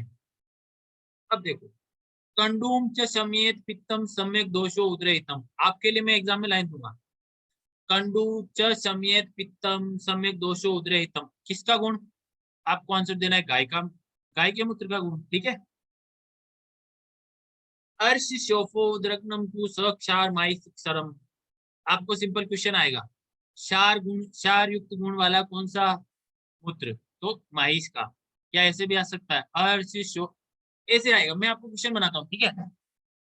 एक रोगी ओपीडी में आया, उसके उसके प्रथम वली में अर्श की उपस्थिति पाई गई तथा उसके शरीर में शोथ भी पाया गया तथा उसको उदर में भी वृद्धि पाई गई। तो आप निम्न में से कौन सा मूत्र उसको देना चाहोगे, या फिर कौन सा मूत्र उस रोगी की चिकित्सा के लिए सही रहेगा? ऐसे क्वेश्चन आएगा केस प्रेजेंट करके। तो फिर आपको वहां कंडीशन देखनी है कि यार ये तीनों जो डिजीज के लक्षण है ये किसके मूत्र में आते हैं? अर्श शोफो उदरग्नम, मतलब अर्श शोथ और उदर तीनों। और आप आगे चरक चिकित्सा 13 पढ़ोगे ना, और चरक चिकित्सा 13 कौन सा है? उदर रोग चिकित्सा में भी वहां पर माइस मूत्र का सेवन करने के लिए चिकित्सा में बताया है। तो यहाँ से उदर रोग का भी आएगा। और शोथ, उदर में हमेशा शोथ की स्थिति रहती है, और अर्श उदर ये दोनों चैप्टर एक दूसरे के बाद आते हैं, इसलिए क्या करते हैं ये तीनों ही व्याधियों को शमन करता है माइस मूत्र। अब आता है हाथी। देखो हाथी के लिए लवण आया, ऊपर माइस के लिए क्षार आया था, यहाँ लवण आया। हास्तिकम लवणम मूत्रम किंचित पुष्टिना में बता चुका हूँ। अब ये किसके लिए बेस्ट है? हाथी का मूत्र किसके लिए बेस्ट है? बोला प्रशस्त बद्ध विनमूत्र। This is once again question. बद्ध विनमूत्र विश्व श्लेष्मा अर्शिसाम, मतलब क्या है? बद्ध विनमूत्र हुआ, या फिर विष की कंडीशन हुई, या श्लेष्मा आमय विष के कफ के रोग हुए, या अर्श हुआ। तो आपके लिए फिर से क्वेश्चन आ सकता है, एक व्यक्ति है जो ओपीडी में आया जिसको बद्ध मूत्र की अवस्था है तथा उसके कफज अर्श है या कफ की कंडीशन है या अर्श भी है, तो आपको बद्ध मूत्र और अर्श को कंसीडर करके हास्तिक लवण आंसर देना है, ठीक है। This is scientific thought, you should think about scientifically in shlokas कि आयुर्वेद किस तरह से ट्रीट करता है। अब आगे है, आपको मैं शोधनाथ छह वृक्ष बताता हूँ, ठीक है ना। अब आगे कोई इंपॉर्टेंट नहीं है, इसमें आप एक बार देख लेना। श्लोक नंबर 113, श्लोक नंबर 113 प्लीज, 113। ओके ओके, नहीं पीछे पीछे, मूव बैक मूव बैक। हाँ, श्लोक नंबर 111 स्क्रीन पे दिख रहा होगा, फोर्थ लाइन। फोर्थ लाइन में है पुरीशे ग्रथिते पत्ति वात पित्त विकारिणाम, ठीक है। तो देखो यहाँ पर पुरीशे ग्रथिते क्यों बोला है, क्योंकि हम जानते हैं कि दूध क्या करता है, दूध विरेचक होता है, मृदु विरेचक होता है दूध। अगर कोई गर्मा गर्म दूध पी ले मृदु पौष्टिक, तो वहां पर विरेचन हो जाता है उसको। तो यहाँ पर सिंपल गव्य दूध की बात आती है, क्योंकि अजा दूध तो क्या होता है, अजा दूध तो ग्राही होता है, लेकिन यहाँ पर पुरीशे ग्रथिते की स्थिति आई, तो पुरीशे ग्रथिते समझ के आपको गाय का दूध ही समझना है, क्योंकि गाय का दूध ही होता है जो ग्रथित पुरुष को निकालेगा, मतलब विरेचन करवाएगा। पत्ति का मतलब है स्रोतो अवरोध नहीं करेगा। पत्ति का मतलब क्या है, what is the definition of पथ्य, पथो अनपेतम यच्च उक्तम मनस प्रियम, मतलब स्रोतस के लिए हितकारी, मतलब कफ को नहीं बढ़ाएगा। वात पित्त विकारिणा, वात पित्त दोष में, क्योंकि दूध क्षीर का गुण क्या होता है, शीत होता है, स्निग्ध होता है, गुरु होता है, तो ये सभी वात और पित्त दोनों के अपोजिट नेचर का है, तो उसको शमन करेगा। लेकिन कफ का यहाँ पर कफ रोगों में नहीं बताया है, क्योंकि दूध किसको बढ़ाता है, कफ को बढ़ाता है, ठीक है। अब नेक्स्ट श्लोक,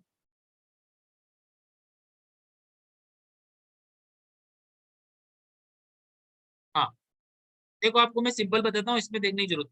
शोधनाथ ने छह वृक्ष में तीन क्षीर वाले बताए, अर्क, अश्मंतक और स्नुही। आपको क्या याद रखना है, अर्क, अश्मंतक, स्नुही। अर्क का यूज किस में आता है, विरेचन में। अर्क क्षीर विरेचन में, अश्मंतक का प्रयोग वमन में, और स्नुही, स्नुही इज वमन और विरेचन बोथ। आई थिंक, सॉरी मैं गलत बोल दिया। विरेचन ही तो होता है खाली। हाँ, अश्मंतक का प्रयोग वमन के लिए, अर्क का प्रयोग वमन और विरेचन दोनों के लिए, और स्नुही विरेचन के लिए, ठीक है। आपको ऐसे याद करना है। तो केवल क्षीर में क्या क्या आ रहा है, अर्क, अर्क का प्रयोग वमन और विरेचन दोनों में, अश्मंतक का प्रयोग वमन के लिए, और स्नुही का प्रयोग विरेचन के लिए। विरेचन के लिए, ठीक है। विरेचन। और अब अगले नेक्स्ट तीन प्लांट है जिसका क्या यूज होगा, त्वक। आपको त्वक वाले तीन याद रखने हैं, उसकी ट्रिक बताता हूं मैं, ध्यान से सुनना है। पु ती क, देखो इसमें एक प्लांट आ रहा है, पुतिक आ रहा है ना, पुतिक एक प्लांट आ रहा है, लेकिन उसी में तीनों की ट्रिक है। पुतिक से पुतिक, ती से तिलवक, और क से कृष्णगंधा। याद हो गया, अंडरस्टैंड, ठीक है। तो इसमें पुतिक, पुतिक से पुतिक, ती से तिलवक, और कृष्णगंधा, ठीक है। तो यहाँ पर क्या आ रहा है कि तीन विरेचन के लिए किसका प्रयोग, तिलवक का प्रयोग, मतलब पुतिक का प्रयोग विरेचन के लिए, और कृष्णगंधा का प्रयोग किसके लिए, त्वक रोगों में लेप के लिए, ठीक है ना। और तिलवक का प्रयोग भी क्या है, विरेचन के लिए, ठीक है। तो ये हो गया शोधनाथ छह वृक्ष।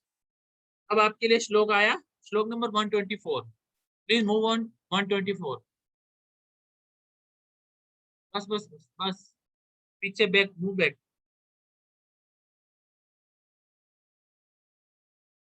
124 ना, आपने है ना श्लोक का सीरियल थोड़ा चेंज कर रखा है, तो आपको, चलो मैं पढ़ के बताता हूँ, ठीक है ना। एक श्लोक आता है 124, इसमें चरक संहिता में भिषक उत्तम का वाला, आप एक बार आगे लीजिए, आगे, हाँ ठीक है। 123 इसमें स्क्रीन पे 123, योगम आसाम। योगम आसाम का मतलब है योग को जानने वाला, ठीक है, या योग का प्रयोग करने वाला। योगम आसाम तू यो विद्यात देश कालोपद्ध, मतलब देश और काल की समीक्षा करके योगों की कल्पना करता है। वो पुरुषम पुरुषम विक्ष, पुरुषम पुरुषम का मतलब है कि एक पेशेंट को जो मेडिसिन दी वो कभी भी दूसरे पेशेंट में रिपीट नहीं होगी, कुछ ना कुछ तो चेंज आएगा, क्योंकि हर इंसान की प्रकृति चेंज है। दोष, दुष्य अवस्था, व्याधि की अवस्था, रोग की अवस्था, वय, इन सभी का समीक्षा करके जो वैद्य औषधि का प्रयोग करता है वो क्या कहलाता है? भिषक उत्तमम। तो ये रेफरेंस याद रखना आपको कि भिषक उत्तमम कहाँ पर आया है? चरक सूत्र 1। ठीक है, अब आया है श्लोक नंबर, खत्म, ये चैप्टर खत्म। ठीक है, एक श्लोक नंबर निकालिए आप, 135। बस बस बस बस 134, 135। दिस इज, ये आता है श्लोक, तदेव युक्तम वैषज्यम यद आरोग्याय कल्पते सच एवं श्रेष्ठो रोगेभ्यो यः परमोच्यते। इसका मतलब क्या है कि औषधि वही प्रयोग कर सकती है जो आरोग्य की प्राप्ति हो, जिससे आपको हेल्थ की कंडीशन या हेल्थ की कंडीशन प्राप्त हो, वही क्या है? श्रेष्ठ औषधि है। ठीक है ना? और वैद्यों में वो वैद्य श्रेष्ठ है जो आपको रोग से मुक्त करे। रोगेभ्यो यः परमोच्यते का मतलब क्या है? स च एव भिषजाम श्रेष्ठो, वह भिषक श्रेष्ठ है जो रोगों से मुक्त करे, तथा वह औषधि श्रेष्ठ है जिसके प्रयोग से आरोग्य की प्राप्ति हो। इसीलिए बोला ना, ये तदेव युक्तम वैषज्यम, वह युक्त मतलब बेस्ट औषधि है जो आरोग्य की प्राप्ति करे। तो आपको ये रेफरेंस याद रखना है कि ये रेफरेंस कहाँ गया, आपके लिए क्वेश्चन आ सकता है। ठीक है, अब आया 135, सम्यक प्रयोग सर्वेषां सिद्धिराख्याति कर्मणाम, सिद्धिराख्याति सर्वेषां गुणे विषयगत। इसका मतलब क्या है? देखो, इसका सिंपल मीनिंग है कि चिकित्सक, जैसे मैं चिकित्सक हूँ, तो मैं एक डॉक्टर हूँ, तो मैंने किसी को ट्रीटमेंट दिया, ठीक है, और मेरे ट्रीटमेंट से वो ठीक हो गया, तो वो क्या दिखा रहा है? मेरे प्रयोग की सिद्धि, कि मैंने जो एक्सपेरिमेंट किया या जो मेडिसिन दी उसकी सिद्धि कैसे होगी? वो पेशेंट ठीक हो गया। तो ये सिद्धि आपको क्या, ये क्या दिखाएगी? भिषक की सिद्धि। और भिषक की सिद्धि कैसे होगी? कि हाँ वो ठीक हो गया, मतलब सही ट्रीटमेंट ही आपकी सिद्धि को दिखाएगा। इसका मतलब ये है। ठीक है, तो ये फर्स्ट चैप्टर हो चुका है। अब आपको मैं गोविंद पारिक का एक पेज करवाता हूँ। ठीक है, गोविंद पारिक का पेज निकालिए, फर्स्ट पेज। सर, हाँ सर 101 श्लोक का जो था, 101 नंबर वाला, हाँ, पढ़िए आप। वो रिपीट कर दीजिए। लव्य वाला 101 वाला जो श्लोक था, 101 नंबर चरक सूत्र का। 101, आविमूत्रम सहति स्नेहात् स्निग्धम पिता विरोधी। जी, इसको थोड़ा एक बार समझा दीजिए। आविमूत्र वाला ना? हेलो, जी सर। ठीक है, देखो, आवी का मतलब क्या होता है? बेड। बेड का मूत्र क्या करता है? सतिक्त मतलब तिक्त रस वाला होता है, और क्या होता है? स्निग्ध रस, स्निग्ध गुण वाला होता है।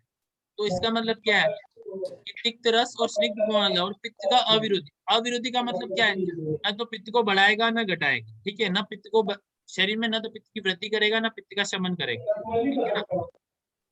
इसका मतलब ये है। तो तिक्त रस किसका शमन करता है? देखो, मूत्र पित्त को बढ़ाता भी है और पित्त को घटाता भी। पित्त को हमेशा बढ़ाता है, मूत्र पित्त को बढ़ाता है। लेकिन यहाँ कंडीशन क्या है? तिक्त रस और स्निग्ध गुण है, इसलिए वो पित्त को अविरोधी हो रहा है, मतलब पित्त को नहीं बढ़ा रहा है। ठीक है, अंडरस्टैंड?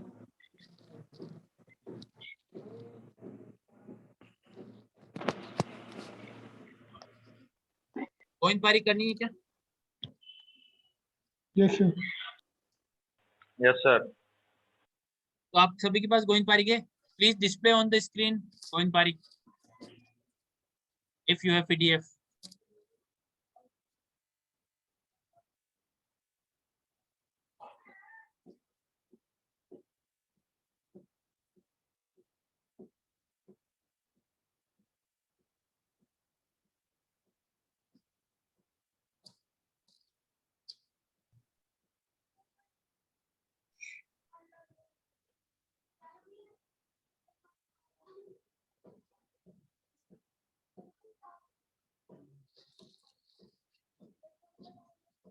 आप Ayurveda please show the Govind Pari page number 1, 2, 3।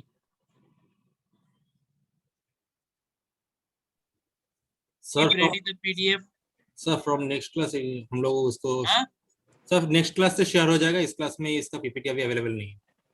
ठीक है, आप वो पीडीएफ तो भेजी थी ना, हाँ सर, वो ग्रुप में शेयर हो गया है स्टूडेंट्स। तो पीडीएफ ओपन कर सकते हो आप चाहो तो। चलो ठीक है, कोई बात नहीं, फिर गोइंग पारिक नेक्स्ट क्लास से कराएंगे, ठीक है। किसी के कोई डाउट हो तो पूछ सकते हैं। Doubt session start. सर ये 101 वाला जो श्लोक है ये वाला बता दीजिए। अभी बताया तो था सर 101 वो सॉरी 111 वाला। यार, आप 111 निकालिए, कौन सा आप पढ़ के बताइए। आप पढ़िए 111 कौन सा है। सर पांडु रोगा अम्ल पित्ते चा शोषे गुलमे तदोत्रे अतिसारे जबरे जहा ठीक है दाहे चा श्वासी वाला। ठीक है, पांडु रोग में तो क्यों बताया, देखो यहाँ पर दूध, दूध के लिए क्या आया है, दूध के लिए क्या है, पांडु रोग में दूध का यूज क्यों बताया है? क्योंकि पांडु रोग पित्त प्रधान व्याधि है ना। पांडु रोग में रंजक पित्त का भी इफेक्ट आता है और हृदय स्थित साधक पित्त के लिए भी आता है ना। पांडु रोग की संप्राप्ति पढ़ोगे तो वहां पर पांडु रोग में हृदय स्थित साधक पित्त और रंजक पित्त दोनों दूषित होते हैं, और वो ही पित्त क्या करेगा, वात पित्त और पित्त और कफ और वात दोनों को क्या करेगा, दूषित करके त्रिदोषित पांडु को उत्पन्न करेगा। वहां पर भी यही बोलता है। तो आप क्या करोगे, दूध हमेशा स्पेसिफाई किसके लिए किया गया है आयुर्वेद में, पित्त के लिए, मतलब पित्त दोष को शमन करने के लिए दूध का यूज होता है, इसीलिए पांडु के लिए यहाँ पर बताया है। I am not audible. जी ये थैंक कौन यू है, सर। आईमून घिजालो। आई एम नॉट ऑडिबल और not, I am audible. Audible, sir. Audible. So message is coming that I am not audible. Okay, thank you. तो पांडु रोग का समझ में आया आपको, क्योंकि पांडु रोग पित्त प्रधान व्याधि है और वहां पर साधक पित्त और रंजक पित्त की विकृति है। और आपको पता होगा कि पित्त का स्थान कहाँ बताया है, यकृत आमाशय, हाँ यकृत आमाशय प्लिया। तो आपको वहां अगर पित्त पित्त की दृष्टि है तो पित्त के शमन के लिए आपको पहले दूध का प्रयोग करना पड़ेगा। अम्ल पित्त में भी पित्त की कंडीशन है, क्योंकि वहां पर पित्त की कौन सी कुछ गुण की विकृति हो सकती है, जैसे अम्ल पित्त में द्रव गुण बढ़ गया या फिर रुक्ष गुण बढ़ गया, ठीक है ना, या फिर क्योंकि सहस्नेह गुण कम हो गया तो हम जैसे शीर देंगे ना तो वो शमन हो जाएगा उससे। शोष में आपको पता ही है कि अजा दूध के बारे में बताया है, शोष में कि शोष रोगी को अजा दूध देने से वो उसका क्या हो जाएगा, जल्दी ब्रंगण होगा, ठीक है। गुल्म में भी दूध का मतलब बताया, क्योंकि आप आगे पढ़ोगे ना गुल्म व्याधि, तो गुल्म के अंदर बस्ती के अंदर हमेशा दूध की स्थिति बताई है, और गुल्म वात प्रधान व्याधि है। तो जहां भी वात पित्त की अवस्था आएगी वहां पर दूध का प्रयोग है। उदर रोग में आपने पढ़ा होगा कि उष्ट्र का दूध यूज करते हैं, माइस का दूध यूज करते हैं, मूत्र मिला के 15 दिन तक, तो वही कंडीशन है। अतिसार, अतिसार देखो ये दिस इज वेरी इंपॉर्टेंट। अतिसार में क्या होता है, उदयन बहुत द्रव सर्णम अतिसार, मतलब गुदा से द्रव भाग निकल रहा है, तो अतिसार में हमको क्या करवाना है, स्तंभन करवाना है। और मैंने बताया था कि अजादुग्ध होता है वो ग्राही होता है। अजादुग्ध का एक ऐसा गुण बताया जो ग्राही है, ग्राही का मतलब स्तंभन करने वाला। तो अतिसार में ये क्या कराएगी, ग्राही करेगा, मतलब अति प्रवृत्ति को रोकेगा, ठीक है। ज्वर, तो आपने ज्वर चरक चिकित्सा 3 में ज्वर में एक लाइन पढ़ी होगी, जीर्ण जरेशु तु सर्वेशु एवं पय प्रश्मनम परम, ऐसी एक लाइन आएगी चरक चिकित्सा 3। आप अभी खोलोगे या फिर आप चरक निदान खोलोगे तो वहां भी आता है दूध का महत्व, ठीक है। नहीं, चरक निदान में नहीं आता, चरक चिकित्सा में ही आता है। चरक चिकित्सा 3 में आता है कि ज्वर के अंदर दूध को कैसे यूज करना है, तो वहां पर आता है कि जीर्ण ज्वर में क्या हो जाता है, क्योंकि जैसे किसी को अभी कोविड हुआ, मैं ज्वर की बात कर रहा हूँ तो ज्वर नॉर्मल वर्ड समझो, आप कोविड समझ सकते हो या डेंगू समझ सकते हो, कोई सा भी ज्वर। अगर वो जीर्ण हो गया, मतलब किसी को ज्वर 20 दिन या 1 महीना हो गया, तो उसके अंदर क्या हो जाएगा, धातु क्षय हो जाएगा। और धातु क्षय में ब्रंगण करने के लिए या फिर कोई भी व्याधि से कर्षित पेशेंट है उसको ब्रंगण करने के लिए सबसे बेस्ट मेडिसिन क्या है या बेस्ट आहार क्या है, दूध, मतलब शीर। इसीलिए ज्वर में क्या है, जीर्ण ज्वर में दूध का मतलब है। दाह का मतलब क्या है यहाँ पर, पित्त, तो फिर पित्त आ गया, ठीक है। और शोध, आगे आप शोध में पढ़ोगे तो शोध में भी आपको स्पेसिफाई ऊंट और ऊंट अजा इनका दूध यूज करने के लिए बताया। और आपको आपने सुना ही होगा कि किसी को भी शोष आ जाए तो उसके बाहर एक्सटर्नल यूज के लिए आवी शीर का यूज किया जाता है, मतलब भेड़ के दूध का यूज किया जाता है, क्योंकि वो शोध को नाश करता है, ठीक है। ये श्लोक समझ में आया। Any doubt? जी सर। और कोई पूछना हो तो पूछ सकते हैं आप।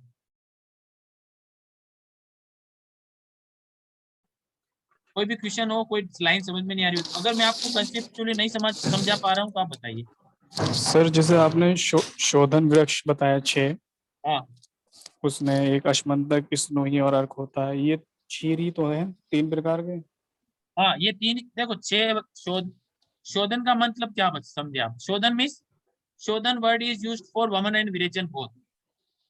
आगे आप पढ़ोगे चरक सूत्र 15 उत्कल्पनी, वहां पर संशोधन के योग आएंगे, संशोधन के बारे में आएंगे, तो वहां पर वमन और विरेचन का डिस्क्रिप्शन है। तो संशोधन मीन्स या शोधन मीन्स वमन एंड विरेचन। तो अर्क अश्मंतक और स्नुही, अर्क इज वमन एंड विरेचन बोथ, अश्मंतक इज वमन एंड स्नुही इज विरेचन। आगे आप अग्रह में पढ़ोगे स्नूक पय तीक्ष्ण विरेचना नाम अग्रह में आएगा, वहां पर तो स्पेसिफाई कर दिया है अग्रह में चरक ने कि स्नूक पय तीक्ष्ण विरेचना नाम, मतलब स्नुही शीर तीक्ष्ण विरेचन करवाता है। और फिर आया है पुतिक, पुतिक तिलवक और कृष्णगंधा। तो पुतिक और तिलवक दोनों विरेचन में और कृष्णगंधा एक्सटर्नल यूज के लिए है, ठीक है ना। तो वो वहां शोधन का ही काम करेगा। आई थिंक उसका एग्जैक्ट यहाँ पर मेंशन नहीं किया है शायद आचार्यों ने, लेकिन अश्मंतक का भी कहीं न कहीं संशोधन में यूज है, ठीक है। Any question? और सर ये सर पुतिक तिलवक, हाँ पूछिए पूछिए। सर पुतिक तिलवक और कृष्णगंधा हाँ त्रिवल्कल, क्या क्या? बाकी 3 सर, ये 3 जो शोधन वृक्ष हैं और नीचे के पुतिक तिलवक और कृष्णगंधा जो बताया था सर, ठीक इन तीनों को क्या त्रिवल्कल भी कहा तो ज्यादा है? है? त्रिवल्कल। ठीक, तिलवक और कृष्णगंधा ये तीनों की आप बार के यूज करेंगे छाल, ठीक है। छाल। छाल, 3 का तो क्षीर हो गया और 3 की छाल यूज हो गई, ठीक है। अच्छा। तो 1 2 की तो क्या आएगी छाल विरेचन के लिए, और एक कृष्णगंधा की किस में आएगी? एक्सटर्नल यूज में, कुष्ठ आदि बही परिमार्जन, ठीक है। ठीक है सर। Anything else? और सर कोई पित्त क्वेश्चन? के जो पित्त के गुण कहे हैं जैसे स्नेह स्नेहम उष्णम तीक्ष्णम, तो वैसे ही सुश्रुत ने जो श्लोक दिया है पित्तम तीक्ष्णम द्रवम पूति नीलम पीतम तथैव च उष्णम कठोर वो कटुरस विदग्धम च अम्ल। तो ये विदग्धावस्था में अम्ल का ये क्या मीनिंग होता है सर हाँ इसका? Very good good question. देखो सुश्रुत ने वहां पर, आप सूत्रस्थान में आगे पढ़ोगे ना, तो वहां पर पित्त का प्राकृतिक गुण, प्राकृतिक रस सुश्रुत ने क्या बोला है? कटु। This is very very important. Charak ने पित्त का रस बोल दिया कटु और अम्ल दोनों, ठीक है। लेकिन सुश्रुत ने प्राकृतिक रस, सुश्रुत ने कटु ही बोला है पित्त का, लेकिन वो विदग्ध अवस्था में अम्ल अवस्था को प्राप्त हो जाता है। तो इसीलिए तो अपन आगे ग्रहणी चैप्टर पढ़ेंगे, ग्रहणी चैप्टर है या अम्ल पित्त की कंडीशन है। अम्ल पित्त कौन सी स्टेज है? अम्ल पित्त पित्त की विदग्ध अवस्था है, जो कि कटु अवस्था से हटके अम्ल अवस्था में चला गया। इसीलिए तो बार बार एसिडिटी की कंडीशन होती है। अपन एसिडिटी क्यों बोलते हैं उसको? क्योंकि वहां पर पित्त की विदग्ध अवस्था है, पित्त अपने प्राकृतिक गुण में नहीं है। इसी तरह से ग्रहणी, तो ग्रहणी में भी आगे विदाह वर्ड आएगा, विदग्ध विदाह। तो वहां पर वही है कि पित्त का प्राकृतिक रस चेंज हो गया है, समझ रहे आप। तो सुश्रुत ने स्पेसिफाई यही किया है कि वो विदग्ध हो गया। विदग्ध का मतलब मैं कैसे समझाऊं, मतलब बायोकेमिकल चेंजेस हो गया, पित्त के नेचर में बायोकेमिकल चेंजेस हो गए। तो वो बायोकेमिकल चेंजेस की वजह से वो कटु अवस्था छोड़ के, कटु रस की भाव छोड़ के अम्ल रस वाले भाव में चला गया। और वो अम्ल रस वाला भाव नेचुरल पित्त का भाव नहीं है, ठीक है। ठीक है समझे सर, आगे समझ। कि चरक ने तो दोनों रस बता दिए, लेकिन आपको सुश्रुत ने स्पेसिफाई करेगा वो कि कटु ही होता है पित्त का प्राकृतिक रस, और विदग्ध होकर वो अम्ल हो जाता है। और कोई क्वेश्चन? Anything else? और कोई क्वेश्चन पूछ लीजिए आप लास्ट, फिर एंड करें। ओके, कल चरक सूत्र 2 स्टार्ट सर। करेंगे और गोविंद पारिक भी, ठीक है। और ओके कल या परसों आपको फर्स्ट चैप्टर का कंप्लीट टेस्ट लेंगे, आपको टोटल 30 to 40 क्वेश्चन उसमें होंगे, ठीक है। Okay, good night sir to कौन ऑल। सा चैप्टर्स का टेस्ट होगा? Second chapter. अगर आपको कोई भी डाउट हो आप ग्रुप में पूछिए, ठीक है। इंग्लिश वाले को कोई डाउट हो, इंग्लिश केरला वाले को, तो वो भी पूछ सकता है, मुझे पर्सनली पूछ सकता है, ठीक है। Okay, good night to you all. Thank you sir.